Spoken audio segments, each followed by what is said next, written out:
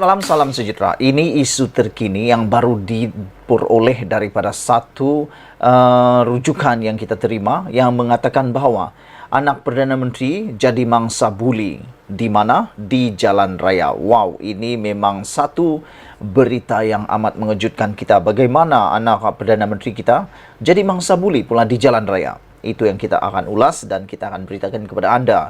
Tapi sebelum itu, saya mohon supaya anda tekan butang subscribe untuk mendapatkan isu-isu terkini daripada channel ini, dan tekan butang subscribe itu percuma.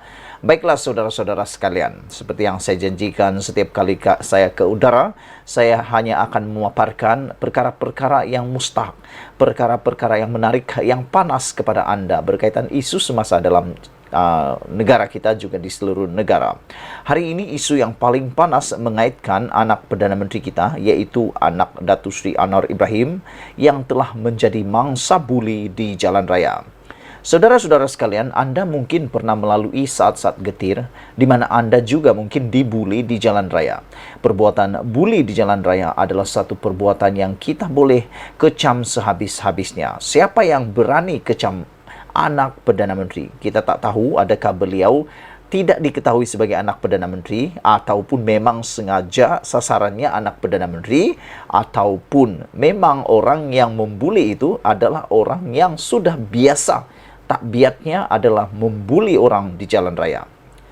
Anak Perdana Menteri Datuk Seri Anwar Ibrahim hari ini, yaitu Nurul Ilham, mendakwa menjadi mangsa buli jalan raya hari ini. Melalui satu perkongsian di Twitter, anak keempat Anwar itu berkata, perbuatan itu dilakukan seorang wanita yang memandu kereta jenis Proton Iris. Beliau berkata, pemandu kereta terbabit asik menekan brek di lorong laju dan menyatakan, tindakan pemandu terbabit amat berbahaya, apatah lagi ketika itu anaknya berusia 2 tahun turut bersamanya. Nurul Ilham turut memuat naik satu rakaman video kejadian itu di Twitter. Berdasarkan video berdurasi 14 saat itu, pemandu Proton Iris berwarna hijau itu kelihatan beberapa kali menekan brek di lorong laju. Saya biasanya tidak berkongsi perkara ini, tetapi saya dibuli di jalan raya hari ini. Kereta ini asyik tekan brek di lorong laju, kata beliau.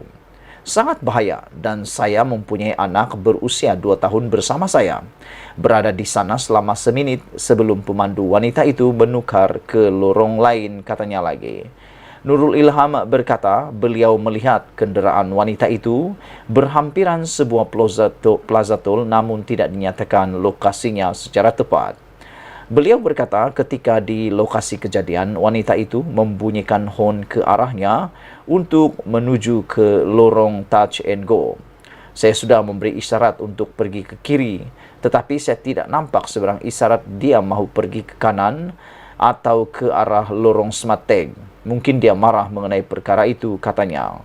Perkongsian itu turut mendapat perhatian pengguna Twitter, dan antara mereka menggesa supaya Nurul Ilham membuat laporan polis. Saudara-saudara sekalian, perbuatan seperti ini memang satu perbuatan yang memang kita kecam habis-habisan. Kerana seringkali di jalan raya ada something yang seakan-akan jalan raya itu milik mereka. Bahkan ada juga orang yang panas baran. Kita sudah beberapa kali dikejutkan dengan kejadian-kejadian di mana ada orang yang terlalu berani sehingga sanggup berhenti di jalan raya untuk menghalang orang melalui laluan tersebut. Hanya semata-mata kerana kena horn. Di horn, dia tak puas hati. Tetapi yang lebih menyakitkan hati ialah apabila kita yang betul pula seakan-akan yang salah.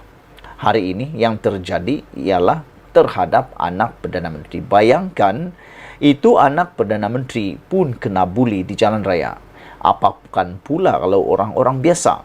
Saya tak pastilah orang yang membuat atau membuli anak Perdana Menteri ini mengetahui yang permainkan itu adalah anak Perdana Menteri.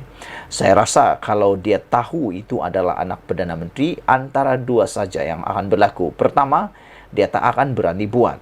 Kedua, dia memang sengaja buat, mungkin kerana beliau tidak menyukai bapa anak ini, yaitu Anwar Ibrahim. Walau bagaimanapun, secara pribadi sebagai pengguna jalan raya, saya amat mengecam perbuatan buli jalan raya ini kerana ianya bukan sekadar membahayakan pengguna jalan raya yang lain, tetapi juga mengakibatkan pengguna jalan raya yang tidak bersalah akan terbabit. Selain itu, kejadian seperti ini juga boleh mengakibatkan kesesakan lalu lintas kerana bayangkan dia boleh menyebabkan perjalanan tersekat selama lebih kurang dalam seminit hingga 2 minit. Kalau di lebuh raya, seminit atau 2 minit kejadian berhenti akan menyebabkan berkilometer sesak di belakang mereka. Saya mencadangkan kepada semua pengguna jalan raya supaya tidak membiarkan atau tidak membisukan saja atau jangan membisu terhadap kes seperti ini. Seperti yang dicadangkan oleh para netizen kepada anak Datuk Seri Anwar Ibrahim ini, mereka mencadangkan supaya Nurul Ilham membuat laporan polis terhadap kenderaan ini. Lagi pula, dalam tweet Nurul Ilham Anwar ini amat jelas nombor plat kenderaan, juga warna kenderaan, bahkan pemandunya sendiri kelihatan. Jadi apa nak takut?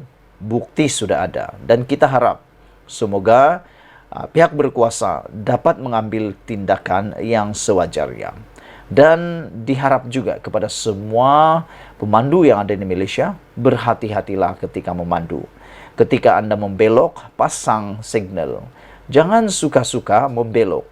Kerana ada jugalah kan kita waktu kita memandu, ada orang itu tiba-tiba membelok, tiba-tiba membuat perubahan laluan sehingga kita pun terkejut. Tapi ada juga orang yang kita dah minta laluan, dia tak bagi-bagi laluan. Nah, ini pun bikin sakit hati jugalah kan.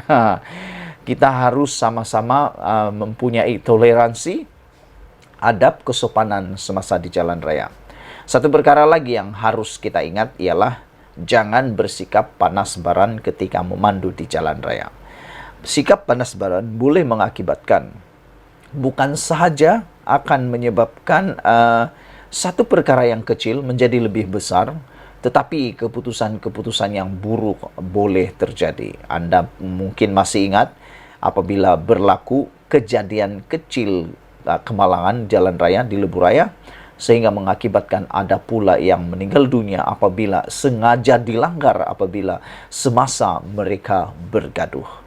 Jadi, saya fikir perbuatan buli jalan raya ini haruslah segera ditangani dan selesaikan. Semoga pihak berkuasa tempatan dapat mengambil tindakan yang sewajarnya. Sekian dulu untuk kali ini. Jangan lupa tinggalkan komen anda, tekan butang subscribe. Malaysia kita punya, kita jaga sama-sama, cintai Malaysiaku. Bye-bye.